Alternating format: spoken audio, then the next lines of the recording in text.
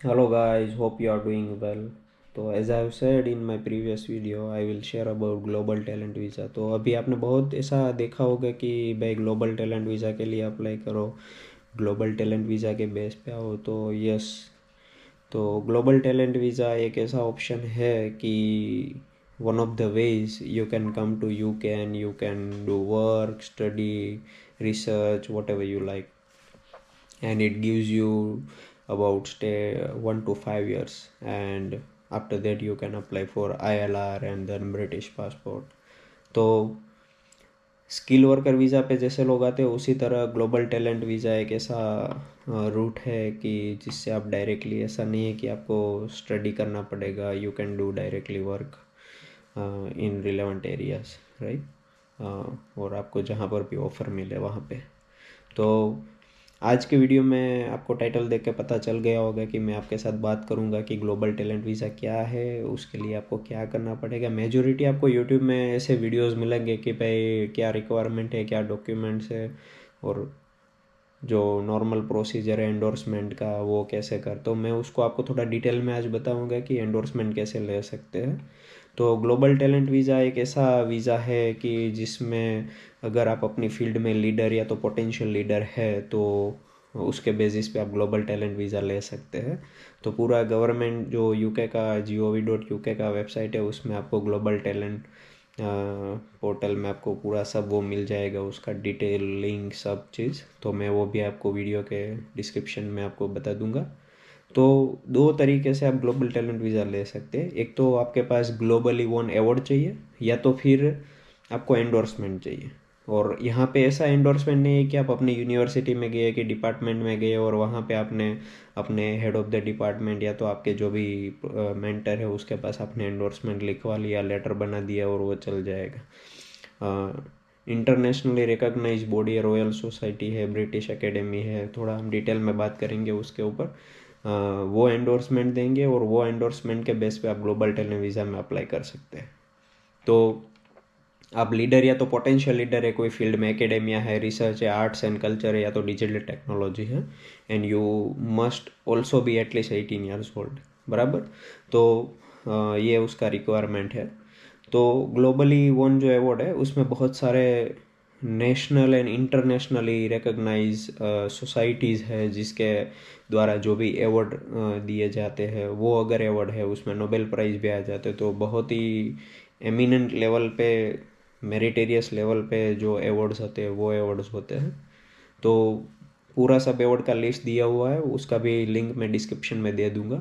तो ऐसा नहीं है कि भाई फॉर एग्जांपल मैंने देखा, क्योंकि मैंने बहुत सारे अवार्ड्स लिए हैं, बट मुझे ऐसा लगा कि भाई अवार्ड्स मुझे भी मिला है रिसर्च का, ओरल प्रेजेंटेशन में, पोस्टर प्रेजेंटेशन में, मैं कॉन्फ्रेंसिस में जाता था नेशनल में, इंटरनेशनल लेवल पे।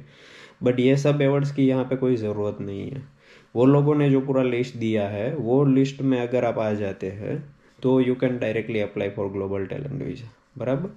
तो अगर वो नहीं है तो आप ये भी कर सकते हैं कि वो लोगों ने पूरा अवार्ड का लिस्ट दिया है उसके सामने वो अवार्ड कौन सोसाइटी दे रही है, वो सोसाइटी के आप मेंबर बनिए, आपकी फील्ड का जो भी रिलेवेंट है। अगर आप ग्लोबल टैलेंट वीज़ा में अभी नहीं है तो नेक्स्ट साल या तो उसके बाद के साल के लिए प्रिपरेशन कर रहे हैं, आप बहुत ही अच्छे रिसर्च में हैं, बहुत अच्छी इंस्टीट्यूट या तो अच्छे प्रोजेक्ट पे आप काम कर रहे हैं, नोवेल टॉपिक पे काम कर रहे हैं, तो आप वो जो रिलेवेंट सोसाइटी है लिस्ट में उसके मेंबर बनिए, उसमें पार्टिसिपेट होइए, क्योंकि वो लोग फंडिंग देते हैं, अवार्ड्स देते हैं, ग्रांट्स करते हैं।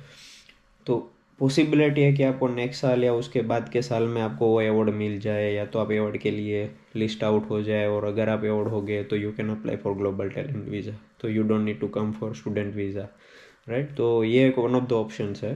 क्योंकि मैं जब वो अवार्ड का लिस्ट देख रहा था तो मुझे ऐसा लगे कि भाई मैंने जो फील्ड पे काम किया है और मेरा जो फील्ड है माइक्रोबायोलॉजी, बराबर, वो जो सोसाइटी है वो सोसाइटी में मैं मेंबर बनूँ, उसके साथ जुड़ा रहूँ मैं 1-2 साल, उसमें लोगों के साथ कम्युनिकेशन होगा, कुछ रास्ता निकलेगा। तो this is how we can approach और we can work towards getting award, और राइट। मेरा अवार्ड लेने का ऑप्शंस नहीं है, बट जस्ट मुझे इंटरेस्ट लगा कि भाई दिस सोसाइटीज आर बेटर, क्योंकि बहुत टाइम ऐसा होता है कि हमें पता ही नहीं होता कि कोई ऐसी सोसाइटी, ओल्ड सोसाइटी है जो एग्जिस्ट करती है और वो ऐसे अवार्ड्स देती है।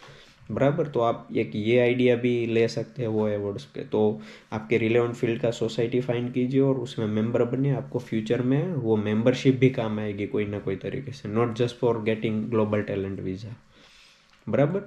तो अगर आपके पास अवार्ड नहीं है तो दूसरा ऑप्शन है कि यू गो फॉर एंडोर्समेंट। तो एंडोर्समेंट मुझे थोड़ा इजी लगा as compare to globally won award. तो एंडोर्समेंट में यहाँ पे आपके पास तीन ऑप्शन है, एकेडमी और रिसर्च वाली फील्ड में, या तो आर्ट्स एंड कल्चर में, या तो डिजिटल टेक्नोलॉजी।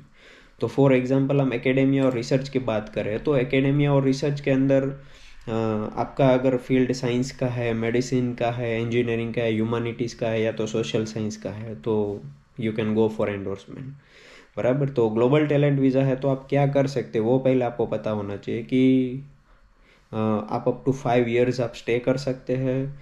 आप कोई कंपनी में डायरेक्टर या तो एम्प्लॉय या तो सेल्फ एम्प्लॉय रह सकते हैं। चेंज और stop during your job without telling the home office. आप होम ऑफिस को बिना बताए आप अपनी जॉब को चेंज कर सकते हैं या स्टॉप कर सकते हैं। या स्किल वर्कर वीज़ा में थोड़ा ऐसा है कि भाई आपको कोई स्पॉन्सर करता है और फिर आपको वहाँ पे काम करना है। फिर दूसरी कंपनी आपको अगर स्पॉन्सर करने के लिए रेडी है तो you need to switch your current visa and then you need to go for another visa, बराबर। अगर आपके पास ग्लोबल टैलेंट वीज़ा है तो you can bring your partner, your children with you as your spouse or dependents if they are eligible. You can travel abroad and return to the UK whenever you want.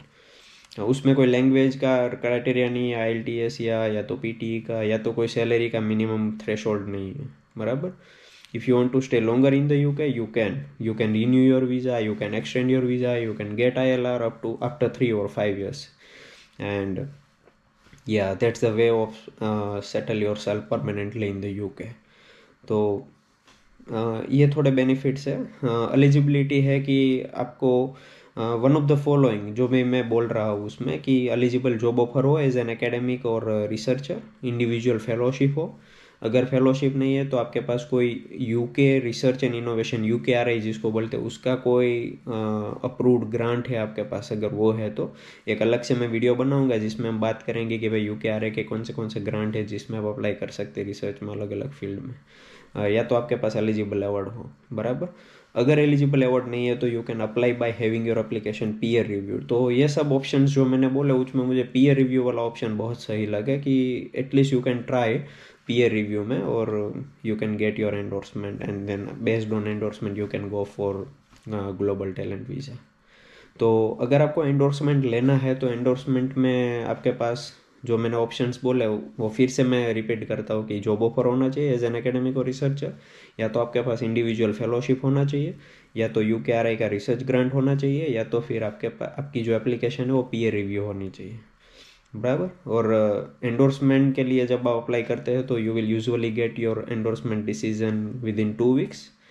If you are like, जिसको हम fast track endorsement बोल सकते हैं। Academic या research job का eligibility है, individual fellowship है, या तो रिसर्च ग्रांट है। बट वो तीन सिवा का मैंने जो चौथा ऑप्शन बोला पीयर रिव्यू का, तो उसमें 5 weeks का टाइम लग सकता है। एंड आफ्टर गेटिंग एंडोर्समेंट आप जब वीज़ा के लिए अप्लाई करते हैं तो if you are outside the UK you can get your global talent visa's decision in 3 weeks। If you are inside the UK you can get it in 8 weeks, right. तो फिर शायद उसमें आप आगे अप्लाई करोगे तो शायद उसमें आपको वो ऑप्शंस मिल सकता है प्रायोरिटी का, जिसमें £500 आपको थोड़ा एक्स्ट्रा देना है। तो एंड टोटल फीस रहेगा £716 जो अभी का है।